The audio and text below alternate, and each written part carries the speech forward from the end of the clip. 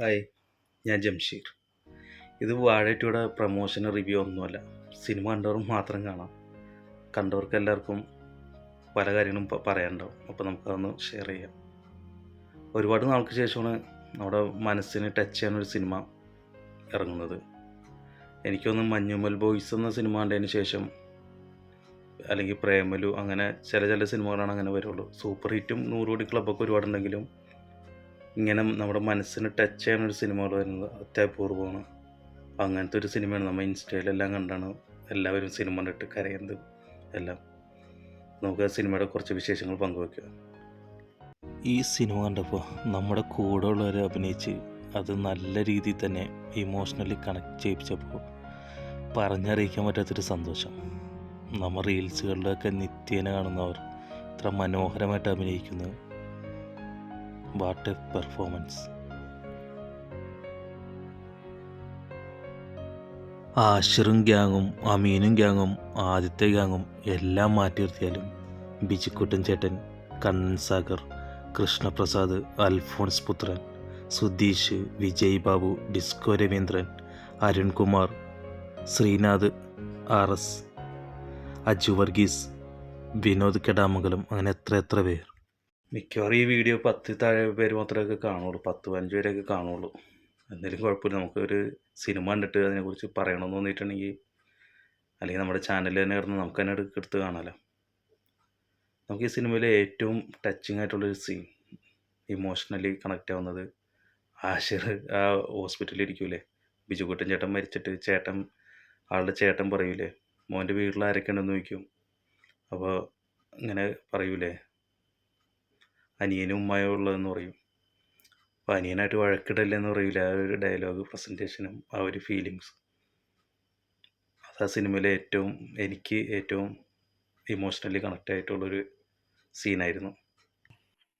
മോന്റെ വീട്ടിൽ ആരൊക്കെയുണ്ട്?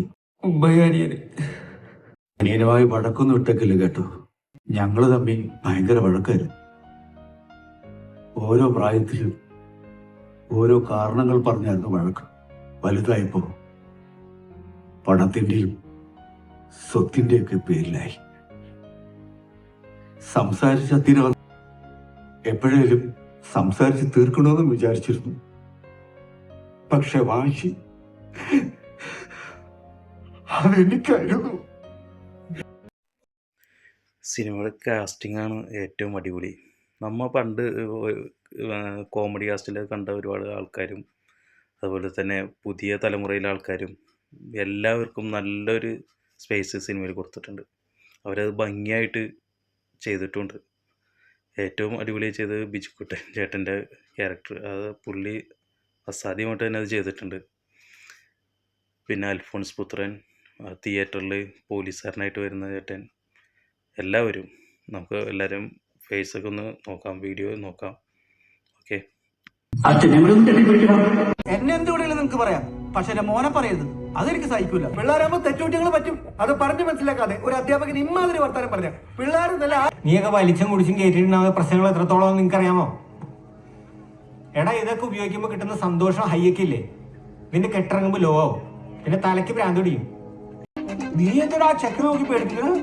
നിന്റെ വലിയേട്ട കളിയൊക്കെ നീ അന്ന് വീട്ടിൽ വെച്ചാ എടാ, അവ ഇത്തിരിയൊക്കെ ലഹരിയൊക്കെ ഒന്ന് നോക്കിയിട്ടെ. ഒന്നുമില്ലെങ്കിൽ അവനൊരു പുരുഷനല്ലേ. പിള്ളേർ കണ്ട കാര്യങ്ങളാണ് ഇവർ ചെയ്യുന്നത്. നീ ഇങ്ങോട്ട് വരണ്ട, നീ അവിടെ വന്ന് പഠിച്ചാ മതി. നീ ഇവിടെ വന്നിട്ട് എന്ത് ചെയ്യാനാ?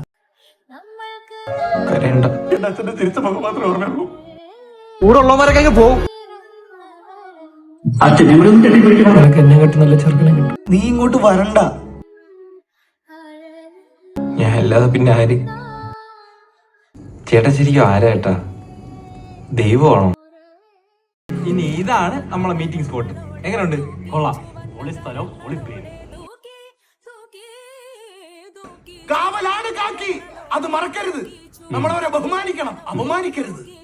തൂക്കി ചുവന്ന കരങ്ങളോടെ, തൂക്കി ചുവന്ന കരങ്ങളോടെ, തൂക്കി ചുവന്ന കരങ്ങളോടെ, തൂക്കി തൂക്കി തൂക്കി ചുവന്ന കരങ്ങളോടെ, തൂക്കി ചുവന്ന കരങ്ങളോടെ, തൂക്കി ചുവന്ന കരങ്ങളോടെ, തൂക്കി ഇവനെയും അവളെയും അവരെയും കൂട്ടി മകനെ ഇടതും വലതും കൂട്ടി തലനാരിഴയും വഴിയും കൂട്ടി തൂക്കി തൂക്കി വലതും കൂട്ടി തലനാരിഴയും വഴിയും കൂട്ടി തൂക്കി തൂക്കി ആത്മാഭിമാനത്തെ കാണാതെ പോകരുതേ തൂക്കി ചുവന്ന കരങ്ങളോടെ തൂക്കി ചുവന്ന കരങ്ങളോടെ തൂക്കി ചുവന്ന കരങ്ങൾ